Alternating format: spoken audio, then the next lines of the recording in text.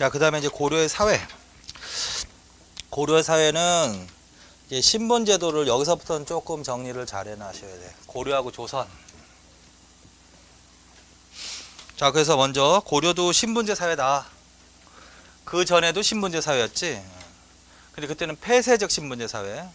근데 이제 고려 시대는 개방적 신분제 사회라고 한다. 일단적으로 개방적 신분제 사회.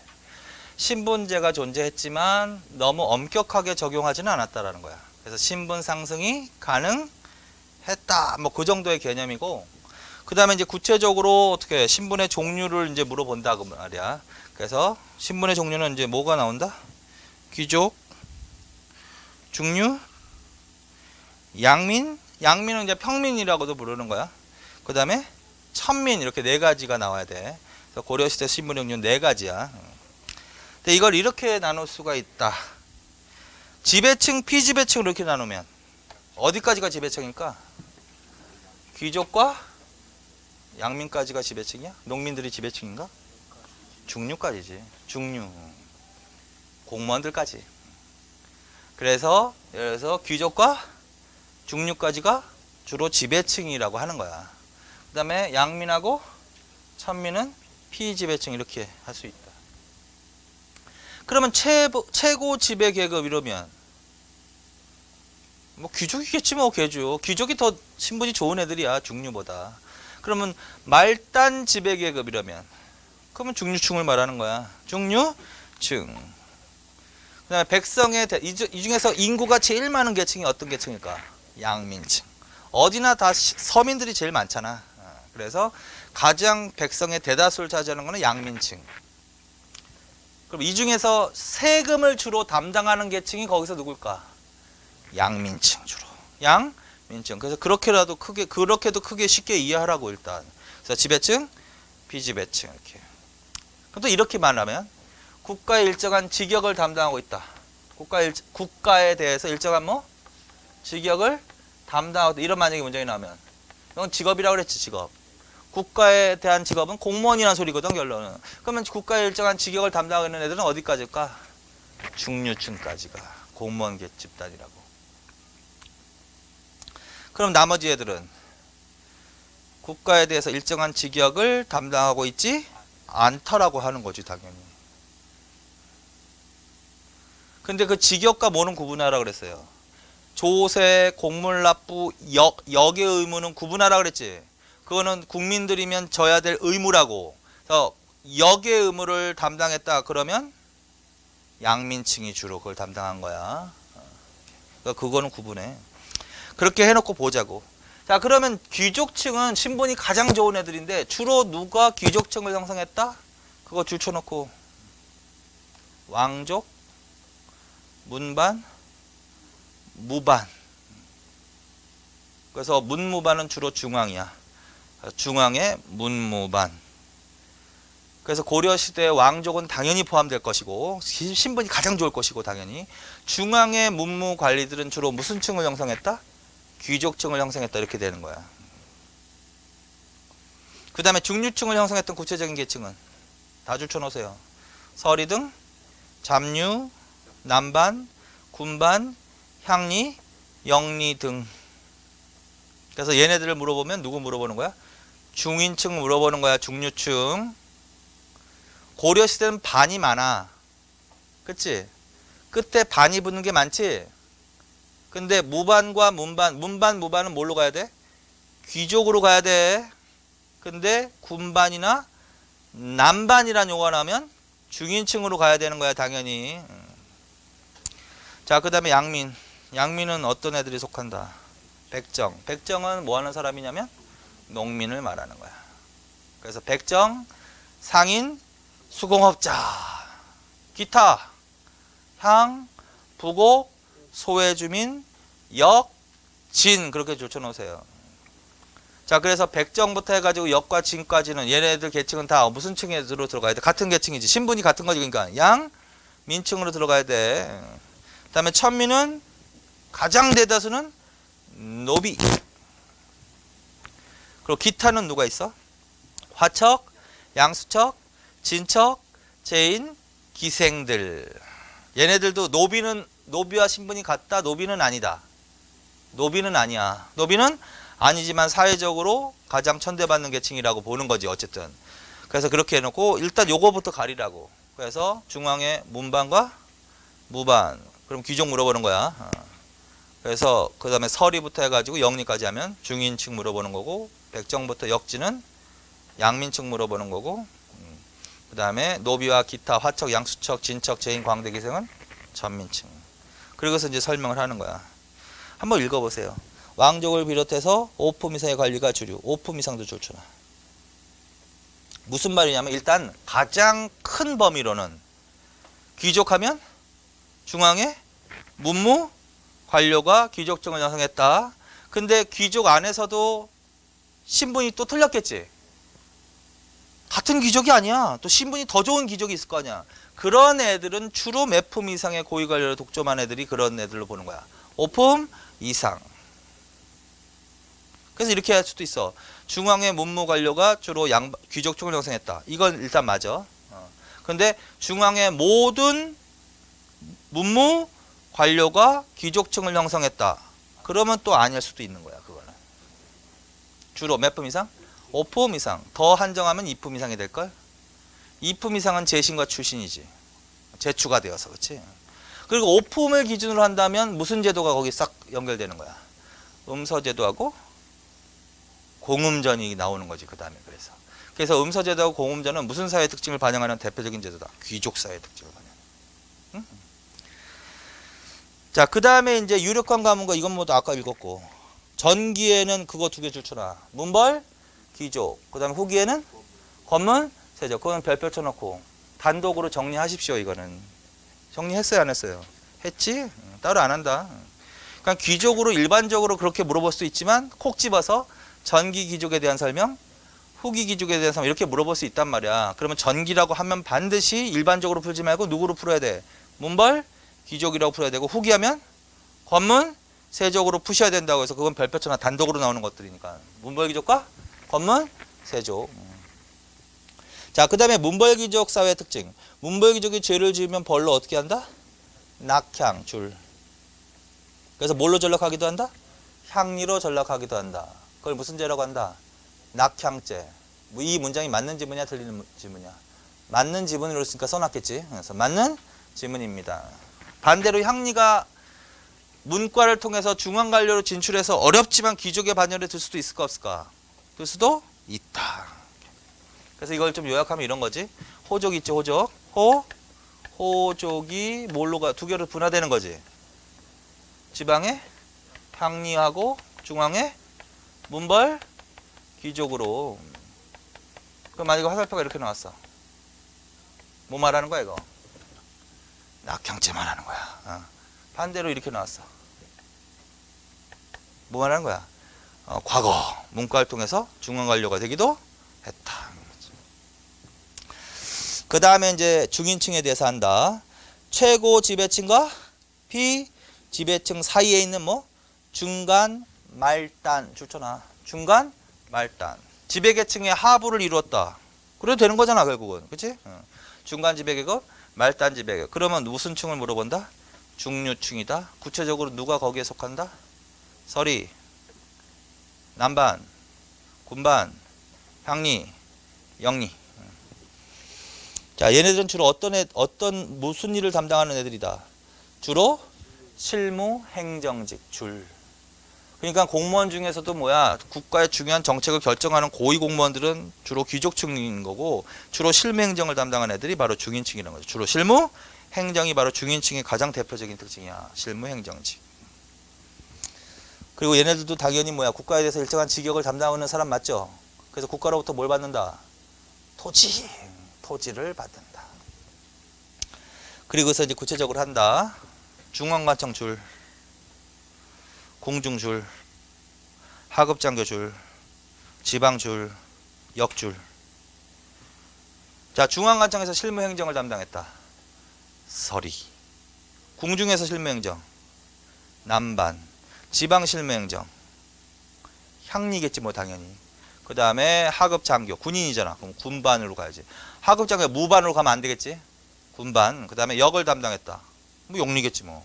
자, 그래서 그거 대상도 단지 줄쳐놓으세요, 그거. 그리고 그걸 주고 물어봤어, 그냥. 서리, 남반, 군반, 향리, 영리에 대해서 물어봤어, 박스 안에. 답을 해보세요. 중류층이라고. 중간 말단 지배계급이라고. 주로 실무 행정직을 담당한 계층이라고. 국가로부터 토지를 지급받은 계층이라고. 맞지? 그게 답이다. 자, 그 다음에 이제 뭘로 간다? 양민. 자, 양민은 주로 주부 구전에 거주하면서 농업, 상업, 수공업에 종사하는 사람들이다. 그래서 농업에 종사하면 농민 아니야. 상업에 종사하면 상인이고, 수공업에 종사하면 수공업자고. 근데 그 중에서도 누가 더 주류를 차지했다? 농업 중심의 경제니까. 아, 농민이 제일 많겠지 뭐. 농민. 백정 줄쳐놔. 백정. 국가의 일정한 직역을 담당하지 않고 농사에 종사. 그렇게 줄쳐놓으세요. 백정의 개념은 그 개념이란 말이야. 자, 고려 시대에는 자, 국가의 일정한 국가에 대해서 일정한 직역을 담당하고 있는 사람, 그 다음에 뭐 없는 사람으로 나눠볼 수 있다. 그래서 있는 사람을 정호라고 하는 거야. 정호. 그리고 직역이 없다 해서 백정이라고 부르는 거야. 그래서 백정은 무슨 뜻이다? 직역이 없다. 직역이 없이 농사, 생산활동에 주로 종사한다. 농사. 그 뭐라고 불러? 백정이라고 하는 거란 말이야. 그래서 고려시대에 농사 짓는 사람은 뭐라고 부른 거야? 백정이라고 부른 거야. 그래서 아까 전시과 할 때, 전시과는 누구한테 주는 거야, 토지를? 국가의 일정한 직역을 담당하고 있는 사람들에게 준다 그랬잖아요. 그럼 여기서 뭐에다 준 거야? 그때도 써 있었잖아. 누구한테 주는 거야? 정호한테 주는 거지. 정호. 백정호는 토지를 지급받으면 안 되는 거지. 그러면 결국은 그렇게 따지면 어디까지 토지를 받는 거야, 지금? 중육한 받잖아, 토지를. 그냥 걔네들이 정호지, 걔네들이. 정호. 나머지는 백정. 자, 그 다음에 뭘로 가? 그리고 이들은 국가에 대해서 무엇의 의무를 부담했다? 조세, 공납, 역의 의무. 이거랑 헷갈리지 마시라고요. 이거는 세금 내는 거라고, 이거는. 직업이 아니라. 여기서 역은 국역이라고도 한다. 뭐, 국역의 의무를 담당했다. 이건 의무다. 국민의 4대 의무, 납세 의무 이런 식으로. 자, 그래서 조세, 공물납부, 역의 의무를 부담한 계층이 크게 보면 양민층이라고, 양민층. 근데 그 중에서도 누가 주로 담당했다는 소리야? 농민이 주로 담당했다는 소리를 하는 거고, 크게 보면 무슨 층이다? 양민층. 세금을 내는 계층이 무슨 계층이다? 양민층. 그래서 따라서 세금을 내면 무슨 계층에 속하는 거야? 양민층. 향소 부국민이 세금을 내야 안 내? 네. 그래서 결국은 양민층에 속하는 거야. 노비하고 신분이 같지 않다. 그래서 백정은 반드시 별표 쳐놓고, 그 다음에 향소, 향부곡, 소민 얘네들도 줄 쳐놓고 별표 쳐놓으세요. 그러니까 문제는 뭐냐면 신분제 일반적으로 문제가 나올 수도 있고, 여기서 콕 집어서 단독으로 문제가 나올 수 있는 애들이 있다고. 자, 귀족 중에서는 누구? 문벌귀족하고 권문세족. 중류층에서는 누가 단독으로 나올 가능성이 있을까? 어? 향리겠지, 향리. 이거 지방 할 때 했잖아, 지방. 향리. 그 다음에 일반 양민층에서는 당연히 농민 나올 수 있고, 백정. 그 다음에 향, 부곡, 소민도 잘 나온다고 그랬잖아. 이거 지방 통치할 때 했잖아, 이거 다. 다시 머릿속으로 복습해. 향, 부곡은 고려 이전부터 있었어. 소는 고려 시대 와서 처음 발생했어요. 향, 부곡에 사는 사람들은 주로 농사에 종사해. 소에 사는 사람들은 주로 수공업에 종사해. 그래서 오늘 소수공업 공부하셨죠? 주로 얘네들이 생산한 게 뭐야? 광물, 먹, 차, 생강, 자기 이런 것들. 얘네들 세금 내 안 내? 내지. 근데 더 내지. 일반 군현민보다. 그래서 차별 대우를 받는다. 사회적으로 차별받았다. 얘네들이 일반 군현민에 비해서. 그래서 구체적으로 차별 내용. 더 많은 조세와 공물을 납부해야 했다. 거주 이전의 자유가 제한되었다. 교육이나 과거응시 제한했다고 계속 외우시라고. 그게 향부곡소에 대한 설명이라고. 그럼 오늘 공부했으니까 조세는 무슨 세금이라 그랬지? 토지에 부과해서 곡식으로 내는 세금이죠. 그러면 주로 농민들이 내는 세금 아니야. 농사 짓는 사람들이 내는 세금 아니야. 그러니까 이걸 조세를 만약에 구체적으로 연결시키다면 소에 연결시키는 게 낫겠어? 향부곡에 연결시키는 게 낫겠어? 향부곡에 농사 짓는다고 했으니까. 그 다음에 곡물은 뭐야? 특산물, 호에 부과해서 특산물 걷는 거잖아. 현물로 내는 거잖아. 그게 수공과 관련이 있는 거지. 그러니까 결국은 소는 더 많은 곡물 이렇게 된다는 거지. 그래서 그것도 바꿔 나온 적이 있단 말이야. 지방직에서. 국가가 필요한 물건이 있다면 향부곡민을 통해서 곡물로 주로 향부곡민으로부터 곡물로 받았다. 이게 상식적으로 좀 안 맞는 거란 말이야. 물론 낼 수도 있는데 향부곡소가 나오면 향부곡보다는 어디에 연결시키는 게 나아? 곡물이라고 한다면 소라고 해야 되는 거고, 조세는 향부곡 이렇게. 군현민 정도의 세금 이렇게도 나왔단 말이야. 작년에. 정도의 세금이 아니야. 보다 더 많은 세금이라고 해야 돼. 보다 더 많은 세금. 거기까지. 그리고 또 얘네들은 어떤 사건 이후에는 일반 군현으로 승격할 수도 있어. 이 얘네들에 대한 설명으로 일반 군현으로 승격하기도 했습니다. 맞는 거야. 반대도 맞아. 오히려 일반 군현에서 강등되기도 했습니다. 그것도 맞아. 무신난 이후. 그리고 얘 두 개 써줬죠. 그때. 두 개. 공주 명학소가 충수년. 오늘 한 번 더 봤어. 그거. 충주 다인철소. 몽고 항쟁의 공을 인정받아서 이간 폐연으로 승진, 승격. 그리고 어느 시대 가면 완전히 없어져야 돼. 그러나 고려시대는 일단 있어야 돼. 근데 조선시대 가면 완전히 없어져야 돼. 다시 복습했어. 자, 그 다음에 이제 천민. 가장 천대받는데 그 대부분은 노비 별표 쳐놓고. 노비는 또 단독으로 나올 수 있는 신분이야. 노비. 한번 읽읍시다. 노비는 비자유민. 자유가 없다. 예속돼 있다. 예속. 국가나 개인에게 예속돼 있는 사람들이라고. 자유가 없다고요. 노비는. 그래서 걔네들이 주인인 거야. 국가나 개인이 주인인 거야. 그래서 주인의 무엇으로 취급될 뿐이다. 재산. 따라서 고려시대 노비는 어떻게 되기도 한다? 매매되기도 하고 상속되기도 하고 징여되기도 한다. 요새 태어난 게 다행이죠. 고려시대 때 만약에 노비로 태어났으면 끔찍할 뻔했지. 두 번째, 노비는 혼인도 자유롭지 못하다.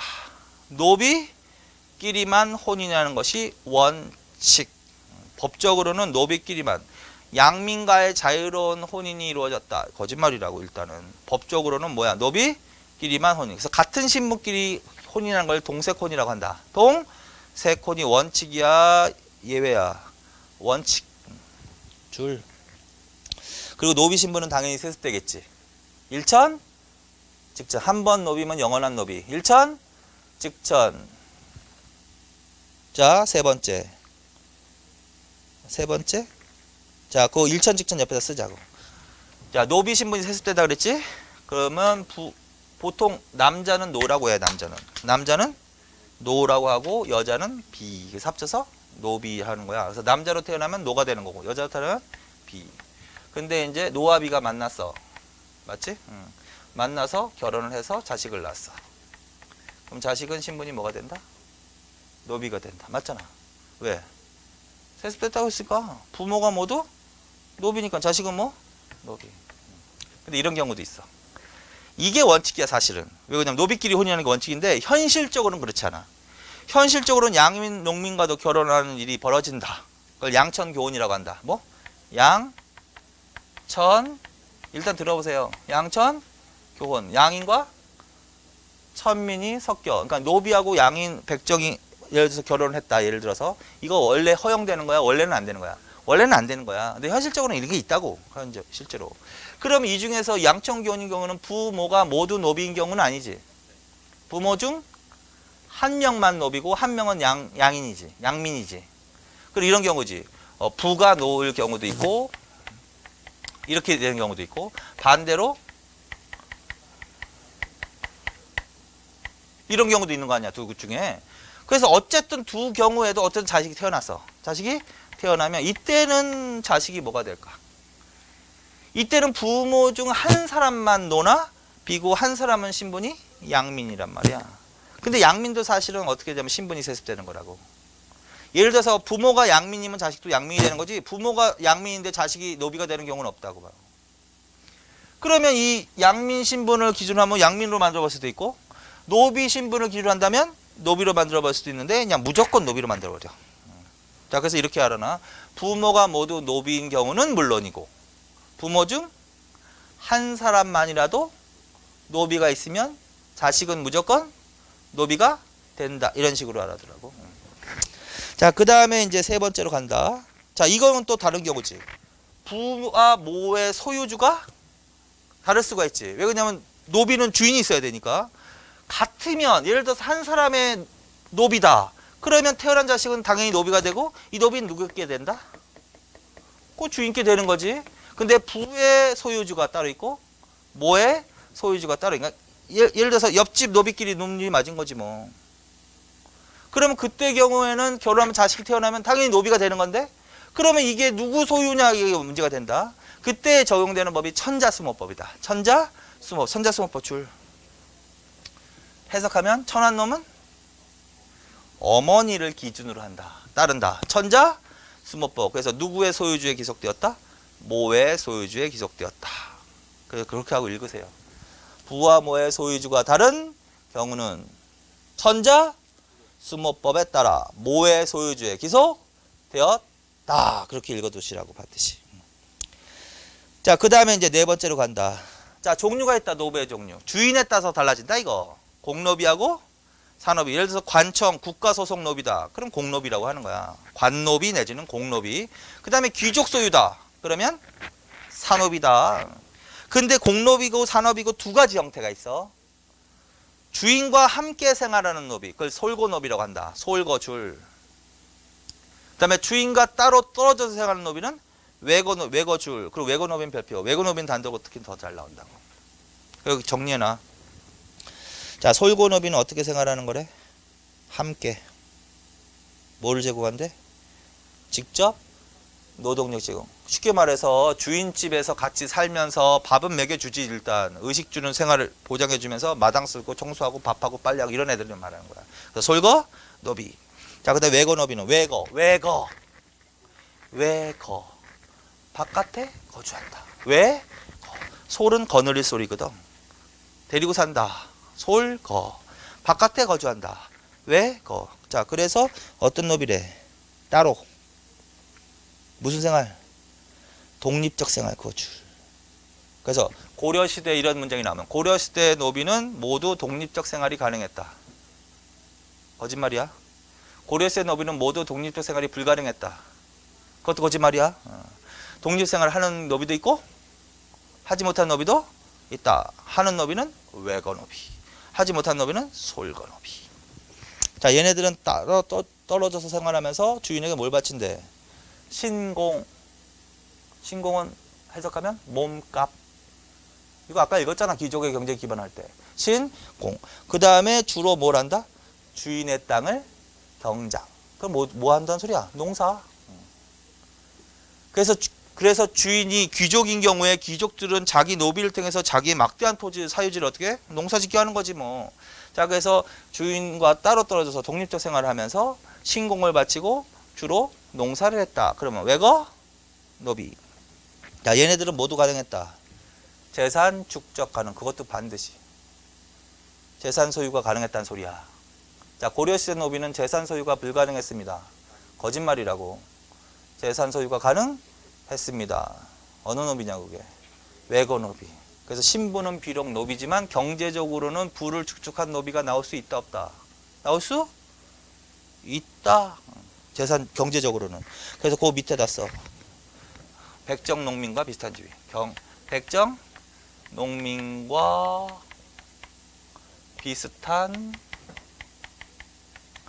신분적 지위일까? 경제적 지위일까?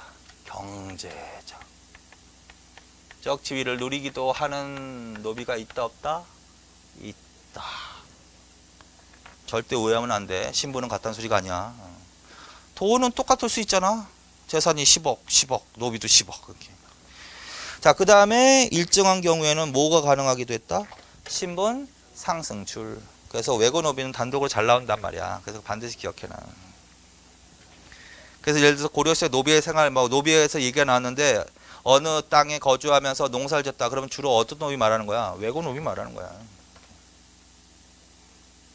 그러면 신공을 바쳐야 되겠지. 누구한테 바쳐야 돼? 주인한테 바쳐야 돼. 주인이 국가면 뭐 국가한테 바쳐야 되는 거지. 뭐 관청한테. 그 다음에 개인이면 꼭 귀족한테 바쳐야 되는 거지 당연히. 자, 그래서 그거 기억해라. 그래서 노비는 단독으로 나온다. 자, 그 다음에 기타 뭐가 있다?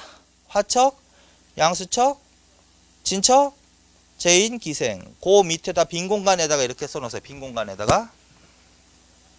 고려시대 끝에 창고 표시하고 간이 붙거나 아니면 끝에 척이 붙는 애들이 있어. 응? 그래서 끝에 고려시대에 뭐가 붙는 애들이 있다? 간이나 척에서 무슨 간, 무슨 간, 무슨 척, 무슨 척 이런 애들이 나온단 말이야. 그런 애들은 신분적으로는 양민에 속하지만 힘들고 고된 일. 뭐? 힘들고 고된 일이야.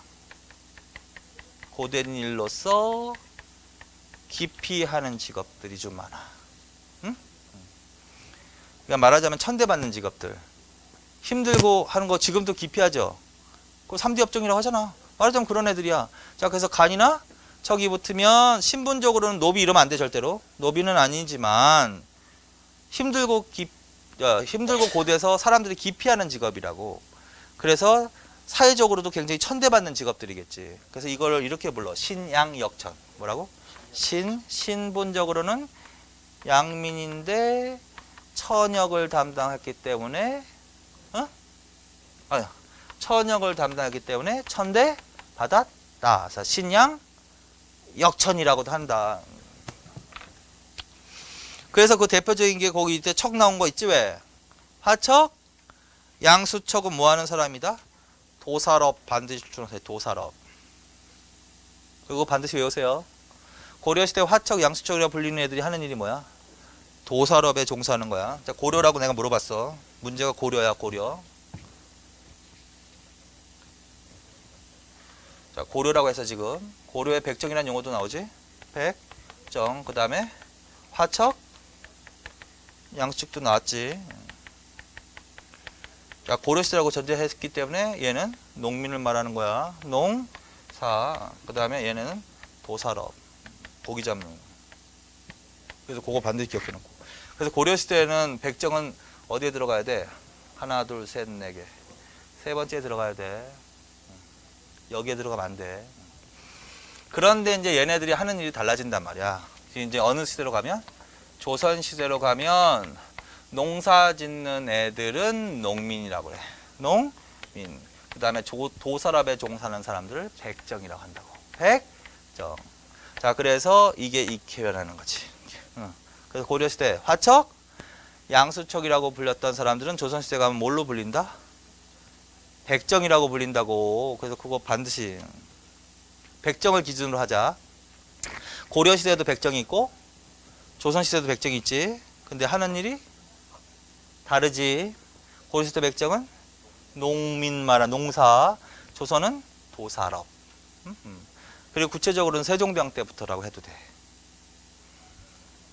거기 있네. 세종 때부터 뭘로 불렀다? 신백정이라고 불렀다. 그래서 그거 기억하시라고요. 자, 그 다음에 진척은 나루터, 뱃사공, 제인은 광대를 말한다. 그래서 여기서는 그 화척, 양수척만 기억해놔. 화척, 양수척. 거기까지. 그 다음에 이제 개방적 성격인데 이거는 이제 신분 상승이 가능한 거야. 뭐? 신분 상승이 가능하다. 읽어. 지방의 향리가 문과를 통해서 문반으로 신분을 상승하였다. 일단 이런 거지. 고려시대 일반적으로 고려시대 사회 현상에 대한 설명으로 맞는 것은 틀린 것은 이렇게 물어볼 수가 있단 말이야. 그럼 이거 다 여기 써 있는 건 일단 맞는 거야, 틀리는 거야? 맞는 거야. 첫째, 향리, 문과, 문반. 맞아, 틀려? 맞습니다. 두 번째, 군인, 군공, 무반. 맞습니다. 그다음에 세 번째 향소 부공민 일반 군연. 맞아 틀려? 맞습니다. 반대 강등. 반대로 강등하는 경우 있습니다. 맞습니다. 또 써줬잖아 지금. 대표적인 예 공주 명확소가 충순연. 뭐가 뭘로 바뀐 거야 지금? 소가 현으로 바뀌었잖아. 그거 알아들어야지. 아 이거 습격했구나. 거기다 회유라고 해놔. 회유책. 뭔지는 모르지만 그건 회유책의 일환이야. 자 그 다음에 충주 다인 철소. 소의 주민이 거기다 뭐라고 써놔야 돼? 대몽 항쟁의 공을 인정받아서. 맞죠? 대몽 항쟁의 공을 인정받아서 이간 폐현. 소가 현으로 또 갔지? 자 그래서 요게 바로 대표적인. 이럴 수 있다 없다? 그냥 있다. 그 다음에 외건오비 양인. 맞아 틀려? 맞냐고 틀리냐고? 맞습니다. 맞잖아 지금. 그래서 지금 요 네 가지 기억하라고. 향리 문반 군인 무반 그 다음에 항소부국소민 일반 군현민 그 다음에 외건업이 양인 신분상승. 맞다 틀리다? 맞다. 이게 그전보다 나아진 점이라고. 개방적 사회라고. 여기서 개방적 신분제 사회. 신분상승이 가능했다 불가능했다? 가능했다. 많지는 않았겠지만. 대표적인 방법 말해보세요 그럼. 신분상승의 대표적인 방법. 공을 세우거나 과거를 주로 무게했지. 과거가 신분이 별로 좋지 않더라도 뭐야 신분 상승할 수 있는 대표적인 방법이 바로 과거제도지. 과거제도. 그래서 그거 기억해 놓으시면 돼. 자 그래서 여기만 좀 사회편에서는 여기를 좀 신경 써서 정리할 필요가 있다라는 거지. 짐 싸는 분위기인데 그만하자는 얘기인데 무언의 압력을 넣는데 그만해야 되겠나? 그만해야겠죠 뭐. 오늘 그만합시다. 그만하시고 다음 주에는 설날이기 때문에 쉬어야 되는 거죠? 근데 여러분은 쉬지 마시고 미리 시간 많을 때 예습 복습을 좀 해놓으세요. 그리고 다시 다음 주에 와서 또 세찬 마음으로 열심히. 자 오늘 여기까지 하겠습니다. 수고하셨습니다.